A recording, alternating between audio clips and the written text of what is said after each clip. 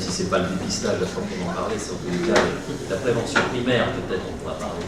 Parce que finalement, alors je crois que déjà ma réflexion pendant qu'il s'installe, c'est la différence des mots, et là l'ACA est très très sensible entre dépistage et diagnostic précoce, qui sont deux choses totalement différentes. Alors on écoute Sébastien Corot, que je remercie donc de venir parler d'un sujet qui tient à cœur le pneumologue, et le tabac et les autres moyens de dépistage. Monsieur le Président, Mesdames et Messieurs, chers collègues, chers confrères, merci de m'avoir invité aujourd'hui à parler du dépistage au sens large du terme. Alors, mon topo était sur le tabac et les autres moyens de dépistage, si mes liens d'intérêt. Alors, évidemment, il faut faire attention, quand on a une présentation qui s'appelle tabac et autres moyens de dépistage, le tabac n'est évidemment pas un moyen de dépistage, bien entendu, et même le sevrage tabagique n'est pas un moyen de dépistage. Ce sont deux choses un petit peu différentes, deux concepts un petit peu différents qu'on va essayer d'explorer dans la même présentation, et je vais essayer de vous montrer en quoi ils peuvent être synergiques et complémentaires justement. On va commencer par les autres moyens de dépistage, justement essayer d'explorer les différentes techniques qui peuvent être étudiées ou qui vont pouvoir éventuellement émerger pour le dépistage du cancer du poumon. Alors si vous le voulez bien, on va regarder très rapidement ces différentes techniques. On va parler très très vite du PET scan, de l'endoscopie, de la radiographie thoracique, de l'étude des expectorations. Je m'attarderai un petit peu plus sur l'étude de l'air exhalé, c'est assez intéressant, un peu plus également sur les biomarqueurs, et puis de manière générale sur tous les scores cliniques de stratification du risque en population générale pour essayer d'optimiser le dépistage. Alors très très vite, voilà, c'est terminé. Le PET scan et l'endoscopie, Bernard en a dit un tout petit mot, on ne va pas en parler parce que ce ne sont vraiment pas des examens de dépistage et c'est vraiment pas un message qu'il faut retenir. Concernant la radiographie thoracique, je ne vais pas être redondant avec ce qu'a dit Bernard, mais je voulais vraiment bien insister sur ce message. L'essai PLCO, un essai gigantesque, le même promoteur que l'essai NLST dont vous a parlé Bernard tout à l'heure, le NCI américain. Vous voyez qu'on est sur un essai avec 77 000 individus par bras, 150 000 individus en tout randomisés. C'est un truc qui est vraiment très très important, une grosse méthodologie extrêmement bien rigoureuse. On a à peu près 20% de patients qui sont éligibles au NLST. L'objectif principal, entre autres, il y avait plusieurs objectifs à cet essai, c'était la mortalité par cancer du poumon. Donc on avait deux groupes, un bras qui avait une radiographie thoracique annuelle et puis un bras qui n'avait aucune intervention. Vous voyez qu'il n'y a absolument aucune différence de mortalité, que ce soit globalement ou pour le sous-groupe des patients, des individus éligibles à NLST, pas de différence de mortalité. Donc je crois qu'il faut retenir que la radiographie thoracique, aujourd'hui, n'a absolument pas sa place dans le dépistage du cancer du poumon en 2018. On va parler rapidement de l'expectoration et de l'analyse de l'expectoration. Je vais parler essentiellement, on va dire, de la cytologie de l'expectoration. Pas des biomarqueurs qu'on pourrait retrouver, ça nous amènerait un petit peu trop loin. Je vous ai choisi ce papier-là, mais il y en a plusieurs en réalité, mais celui-ci a le mérite d'être un essai clinique prospectif, relativement récent, mené dans un pays européen, en l'occurrence en Italie. Vous voyez qu'en fait, Mauricio Infante, dans son essai Dante, a comparé deux groupes randomisés. Un groupe contrôle qui avait une radiographie pulmonaire et un examen cytologique des crachats à baseline, le temps initial, à l'entrée dans l'essai. Et puis son groupe expérimental, qui était à nouveau ce scanner faiblement dosé, simplement, en fait, pour des raisons méthodologiques, il avait doublé son scanner d'une radiographie thoracique également et d'un examen des expectorations également. Alors, on voit assez bien, même si la diapositive n'est pas très belle, je m'en excuse, on voit assez bien que globalement, le nombre de positifs avec l'échantillon de crachat, avec la cytologie des crachats, quel que soit le groupe, est relativement faible globalement, très très faible. On est à moins de 1% de positivité du test dans les deux groupes, sachant qu'en plus, beaucoup de patients, d'individus, ont refusé de faire le test. Plus d'un tiers des individus ne l'ont pas fait, soit ils ont refusé, soit c'était trop compliqué, soit l'échantillon n'est pas arrivé. Donc ça, dans une problématique de dépistage, c'est quand même un indicateur relativement fort. Vous voyez que la très grande majorité d'entre eux sont en réalité des faux positifs et que la plupart du temps, c'est très intuitif, on s'en rend compte intuitivement, la plupart du temps, ça va dépister des cancers avancé. Quand on a une cytologie positive dans les crachats, la plupart du temps le cancer est avancé. Vous voyez que sur l'ensemble, globalement, il n'y en a que un qui a été dépisté avec un stade 1. Donc je crois que la cytologie des crachats, c'est vraiment quelque chose qu'il faut également oublier. D'ailleurs, plus personne n'en parle. Et quand l'essai Dante a été publié dans les résultats finaux de l'essai Dante ont été publiés, c'était assez intéressant de voir qu'il n'y avait plus un seul mot pour l'analyse cytologique des crachats. On va parler rapidement de l'air exhalé maintenant, c'est peut-être un peu plus inhabituel. Le principe est assez simple, je pense que vous avez peut-être entendu parler de ces chiens renifleurs du cancer, on l'avait dans la prostate, on l'a eu aussi dans le cancer du poumon. Alors on va passer sur les chiens parce que c'est un peu ésotérique, j'en conviens, mais l'idée est assez simple, l'idée est de se dire qu'il y a une signature en composé organique volatile particulière au cancer par rapport à la population qui n'a pas de cancer. Et finalement, c'est assez logique. L'air exhalé pour le cancer du poumon paraît finalement quelque chose d'assez intéressant pour essayer d'évaluer cette hypothèse. Je ne dis pas que c'est une bonne hypothèse, je dis que c'est comme ça qu'ils l'ont évalué. Alors les chiens, ça a été testé de manière très très sérieuse, c'est quand même une publication de l'European Respiratory Journal qui a un rang A, avec une sensibilité à 71%, une spécificité à 93%, une méthodologie qui est assez rigoureuse très sincèrement, mais de manière beaucoup plus sérieuse. On est passé au nez électronique, qui est ni plus ni moins finalement qu'un analyseur des composés organiques volatiles dans l'air expiré. L'individu va expirer, alors ça dépend des modèles, soit pendant 5 minutes de manière continue, soit il va expirer 1 litre dans un sac, mais on va explorer les sacs, peu importe. Je vous livre ici 2 papiers récents qui ne sont pas inintéressants, 2 papiers récents. Le premier ici qui comparait 156 cancers, dont une grosse majorité de stade 0 à 2, à 65 lésions pulmonaires bénignes, je n'ai pas le descriptif des lésions bénignes, 194 individus sains. Vous voyez que la sensibilité finalement du nez électronique pour détecter ces cancers était 93%, une spécificité à 85%. C'est pas très bon c'est pas forcément très très bon pour du dépistage, mais enfin ça reste quand même des chiffres qui sont quand même relativement robustes, et 14% de faux positifs. Et puis sur les lésions bénignes, et c'est probablement ça la problématique, c'est qu'on se retrouve finalement sur des valeurs extrêmement intermédiaires, une assez mauvaise... Enfin, le test n'est pas forcément idéal pour discriminer les lésions bénignes, et ça, pour le coup, ça risque d'être problématique pour nous en réalité. Un autre papier qui va donner des résultats assez similaires, ici, 60 cancers, 107 individus sains, un autre dispositif, des chiffres de sensibilité, de spécificité à peu près comparables. L'examen de l'air exhalé, personnellement, voilà, je ne crois pas énormément, on pourra en discuter si vous voulez, néanmoins c'est probablement quelque chose à garder un petit peu en tête, quelque chose qui en tout cas donne lieu à pas mal de publications et pas mal de recherches dans le domaine, et qui pourra peut-être être intéressant un jour ou l'autre. Pardon. On va passer au biomarqueur si vous le voulez bien, le biomarqueur sanguin, j'entends. Ici, c'est un papier qu'on avait écrit avec Bernard pour essayer de montrer un petit peu la place potentielle des biomarqueurs dans le dépistage du cancer bronchique. Globalement, il y a 2 places pour être assez simple. La première place, elle est finalement avant le test, avant le scanner. L'idée, c'est de se dire, je prends mes individus en population globale, je leur fais un biomarqueur sanguin, ça va me stratifier le risque, et je vais dire ceux qui sont à fort risque du fait du biomarqueur, je les dépiste, ceux qui sont à faible risque, je ne les dépiste pas, je ne fais pas de scanner. Alors, aujourd'hui, on va dire qu'il y a un biomarqueur qui est assez intéressant là-dedans, ce sont les micro-ARN. Micro-ARN, ce sont des petits fragments d'ARN circulants qui sont non codants, qui vont jouer en fait un rôle de modulateur dans l'expression du génome du patient. C'est très à la mode aujourd'hui en biologie moléculaire, et on a identifié des signatures spécifiques des cancers, parfois très précoces, dans ces micro-ARN. Alors dans ce papier que je vous ai mis, vous voyez que la sensibilité est à 97%, c'est relativement bien, une spécificité à 72% et une valeur prédictive positive à 92%, c'est donc assez intéressant, ça n'a pas été validé de manière prospective pour l'instant, ce sont des données vraiment précliniques et rétrospectives. Deuxième place finalement du biomarqueur, elle est dans l'autre sens, cette fois-ci, ça serait en l'occurrence d'avoir fait le scanner faiblement dosé. On se retrouve face à des patients qui ont des nodules. La question, c'est de savoir si c'est un cancer ou si c'est de savoir si c'est une lésion bénigne.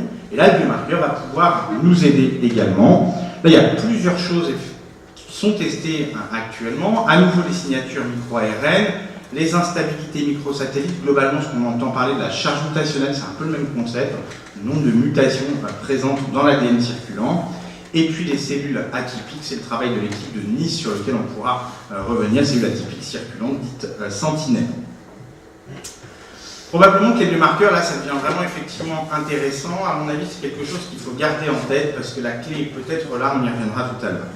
Le dernier point que je voulais aborder avec vous, c'est cette fois-ci la stratification du risque par des critères cliniques.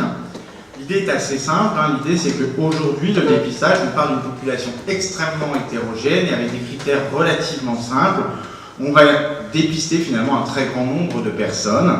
Et ce qu'il faut faire probablement avec ces critères de stratification, c'est d'essayer justement d'aller stratifier le risque, c'est-à-dire d'identifier dans notre population globale des individus qui sont plus à risque que les autres et de mettre en face de cela les bonnes techniques de dépistage. En l'occurrence, ceux qui seraient par exemple faiblement à risque, ne pas les dépister, ceux qui sont très fortement à risque, les dépister de manière plus intensive ou plus musclée.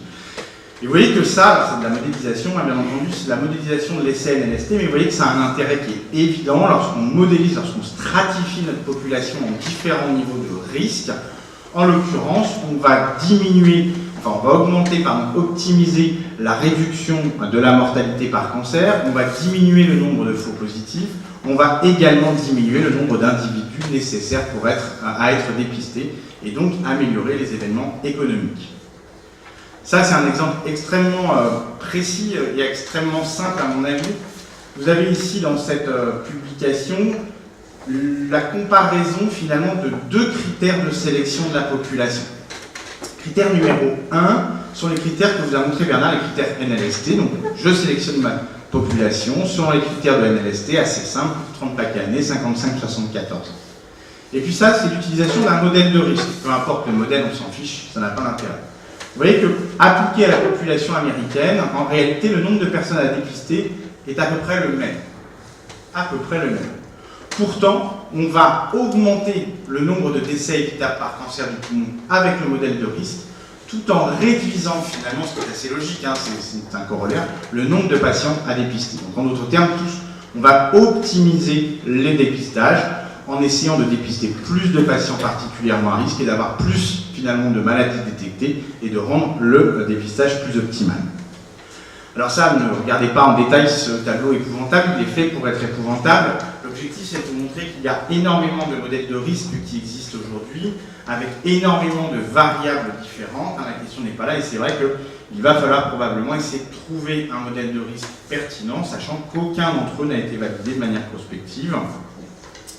Alors, ils sont comparés les uns avec les autres, mais vous voyez ici qu'ils sont quand même finalement relativement similaires en termes d'efficacité. Et ça, c'est mon point de vue.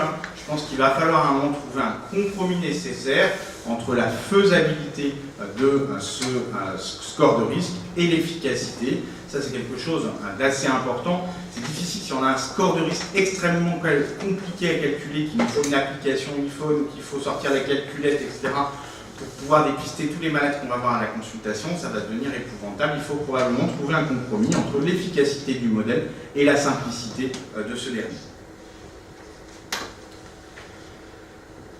Donc, en d'autres termes, les modèles de prédiction du risque, à garder en tête, c'est quand même quelque chose dont on va se servir prochainement dans le dépistage.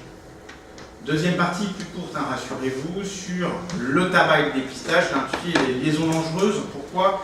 Parce que beaucoup voudraient finalement opposer dépistage et lutte contre le tabac. C'est quelque chose qu'on entend énormément, de dire on ne va pas dépister les gens, il vaut mieux consacrer l'argent à la prévention et à la réduction du tabagisme en population. Bernard vous l'a dit tout à l'heure. Alors j'aimerais vous montrer pour cela un papier que je trouve extrêmement pertinent. On peut le discuter des heures et des heures, mais peu importe, j'aimerais quand même qu'on l'ait un peu en tête. Ce papier, en fait, c'est un papier italien, c'est un papier de modélisation. Papier de modélisation, ils ont utilisé en fait à la population italienne, avec les critères NLST, un taux de participation de 70%, ce qui est confortable, on va dire, mais ce qui a été vu en Italie dans certains essais. Et ils ont testé 5 scénarios. Dans un scénario de modélisation, ils ne changeaient rien. Ça, c'est par contrôle. Dans un autre scénario, ils augmentent le prix du tabac de 20%. Dans un troisième scénario, ils mettent sur pied un programme d'arrêt national du tabac, vraiment une politique extrêmement volontariste contre le tabac, avec le remboursement total des substituts nicotiniques, une filière d'arrêt, la promotion auprès des professionnels. Le scénario numéro 4, le dépistage dans les conditions de l'essai NLST. Et le scénario numéro 5, c'est celui-ci, plus celui-ci, plus celui-ci. Ils ont regardé ensuite l'évolution de la mortalité par cancer. Ici, c'est l'évolution de la mortalité par cancer chez les femmes et chez les hommes. Peu importe lequel on regarde, les deux vont aller dans le même sens. On va regarder chez les femmes, par exemple. Vous voyez ici qu'en cas de statu quo, la mortalité par cancer va continuer à augmenter avec le temps. Vous voyez aussi et surtout que le prix va générer, enfin, l'augmentation seule et unique du prix, génère une diminution de la mortalité qui est tout à fait réelle, assez modeste en réalité, mais tout à fait réelle. Vous voyez que seul également, le dépistage va suivre finalement, à peu près en termes de tendance, l'évolution de la mortalité générée par la baisse du prix. Ça veut dire que globalement, dépistage, baisse du prix, on est à peu près dans ce modèle-là sur le même type d'effet à long terme. Et puis, ils ont peut-être été un peu optimistes, c'est les Italiens, ils vont voir. Le programme d'arrêt, vous voyez ici, ils ont été à mon avis assez optimistes et ils ont montré que ça réduisait encore plus finalement la mortalité. Mais ce qui est intéressant, c'est pas ça en réalité, c'est pas de comparer les trois, c'est de regarder ce que donne le scénario où on fait l'ensemble. Et vous voyez que l'ensemble, en fait, va générer une diminution beaucoup plus notable, synergique finalement de la mortalité. Il y a une synergie des trois effets. Ce qui me fait dire qu'à mon avis, c'est un non-sens absolu de vouloir opposer les deux approches, à savoir l'approche préventive et l'approche de dépistage, puisqu'en réalité, il faut probablement associer les deux. J'en veux pour preuve le fait que c'est abondamment démontré, je n'ai mis que celle-là, mais il y en a vraiment énormément, la participation à un essai de dépistage va engendrer 14% d'arrêt du tabac en plus, le fait de participer au dépistage. Un anomalie aussi à un dépistage est évidemment un facteur prédictif de l'arrêt chez un fumeur. Le sevrage tabagique au cours du dépistage diminue la mortalité. Donc tout ça, on sait finalement que le fait d'être dépisté va générer en fait un mécanisme d'arrêt chez ces individus. D'ailleurs, bien souvent, ces individus-là, quand ils arrivent au dépistage, ils sont un peu déjà finalement dans cette démarche. Le fait d'avoir une frousse parce qu'on a un nodule va générer également l'arrêt. Alors, ce qui est également important, et j'ai intitulé la slide, le financeur du dépistage, c'est très provocateur évidemment, mais c'est pour vous montrer qu'il ne faut pas s'opposer justement. On a de la chance, entre guillemets, ne me faites pas dire ce que j'ai pas dit, on a de la chance que le cancer du poumon, en fait, son facteur de risque quasi unique, tout à fait vrai, mais assez fort en tout cas, il est taxable. Et non seulement il est taxable, mais on sait que quand on augmente les taxes, on fait réduire la prévalence du tabagisme. Et ça, c'est un travail qu'on a fait dans l'équipe, de montrer que l'augmentation du coût, du prix du tabac pourrait financer la totalité du dépistage en France. Vous voyez, globalement, une augmentation extrêmement mineure, hein. On va dire celle-là par exemple, 1%, soit 7 centimes d'euros par paquet, financerait la totalité du dépistage du cancer du poumon en France. Par ailleurs, il faut le savoir, hein, les gens sont pour, lorsqu'on interroge, c'est un travail qu'on a fait également avec Alexis Porte-de-Vie, lorsqu'on interroge la population générale, 69% d'entre eux sont pour que en fait, le dépistage soit couvert par l'industrie du tabac, donc par les taxes.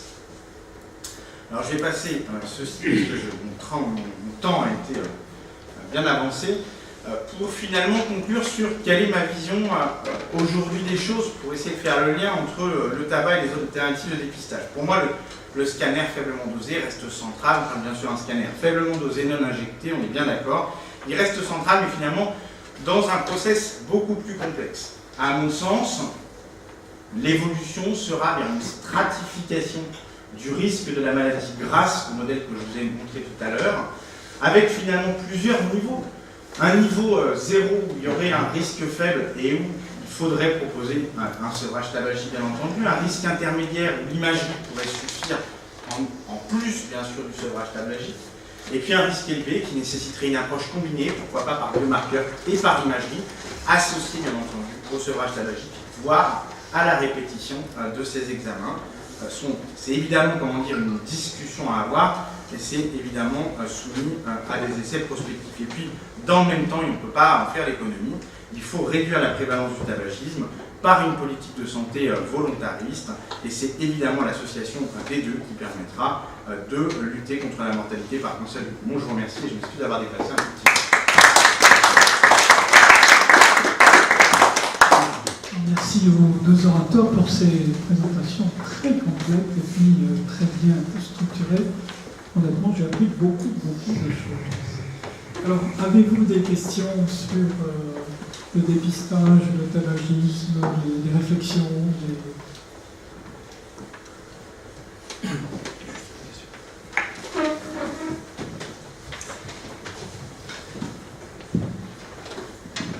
Est-ce que les micro-ARN peuvent devenir des marqueurs utiles dans le suivi évolutif de ces cancers?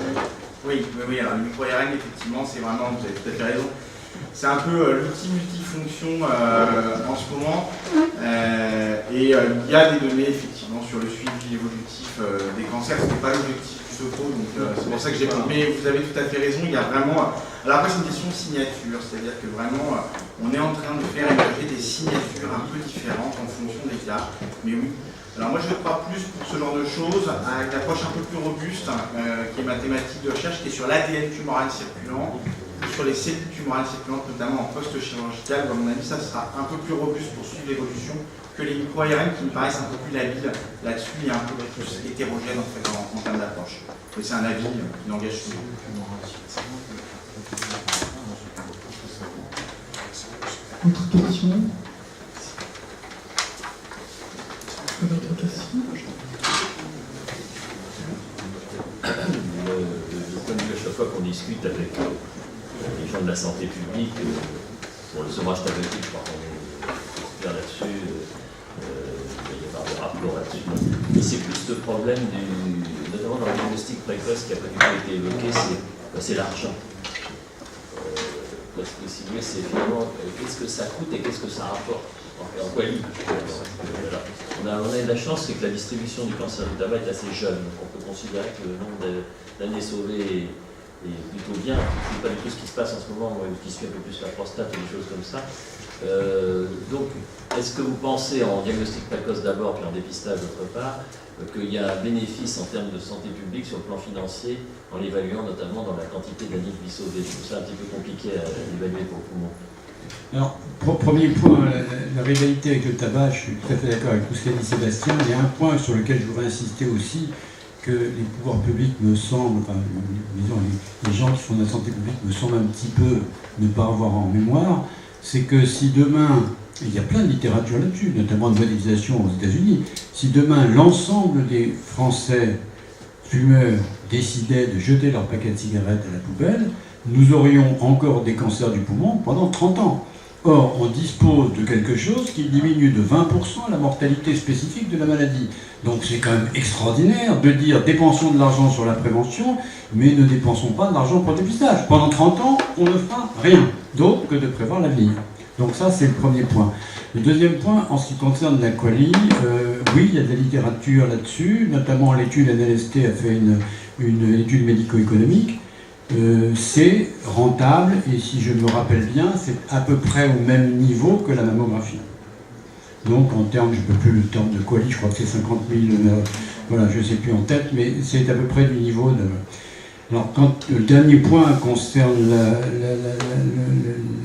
parler du diagnostic précoce, qui est un problème effectivement complètement différent du dépistage, parce que le dépistage, ça reste des sujets sains qui ne se plaignent de rien, le diagnostic précoce, c'est des notes et des symptômes, et ça c'est complètement différent. Je crois que le gros problème, et je l'ai sous-entendu tout à l'heure au début de mon exposé, en France, c'est que on ne donne pas encore au public général et aux médecins généralistes l'image d'une maladie potentiellement curable. Interroger, je l'ai fait, on a fait un interrogatoire avec un truc avec la Sofres qui a été publié, qui montrait que les généralistes ignoraient totalement, ils pensaient qu'un cancer de stade 1 était curable dans 50% des cas, ou je crois que c'était même moins de 50% des cas. ce qui n'est pas du tout le cas. Donc là, il faut communiquer. Il y a eu une très belle campagne de presse que vous connaissez, c'était un cancer du côlon prétôt n'est pas toujours fatal. Eh bien, on pourrait imaginer qu'un cancer du poumon de stade précoce prétôt ne soit pas toujours fatal. Je voudrais vous remercier pour vos interventions que j'ai trouvées particulièrement intéressantes. Et j'aimerais que vous reveniez un tout petit peu sur l'impact de l'irradiation des scanners. Vous avez donné une précision, mais vous êtes passé très vite. Donc, il faut comprendre qu'il n'y avait pas vraiment d'impact négatif avec les scanners Lodos. C'est pas tout à fait ce que j'ai dit. Ce que j'ai dit, d'une part, c'est que ça correspondait à peu près à 6 mois d'irradiation naturelle en France. Ça, c'est le premier point que j'ai donné. Le deuxième point que j'ai donné, que je n'ai pas développé, c'est que oui, le scanner est quelque chose d'irradiant, donc dont on peut penser qu'il va induire des cancers, mais avec plusieurs nuances. Premièrement, ces cancers, en général, surviennent 20 à 30 ans après. Donc si on fait des scanners de dépistage à des gens qui ont 60, 70 ans, on n'est pas dans une angoisse extrême de voir quelques cancers.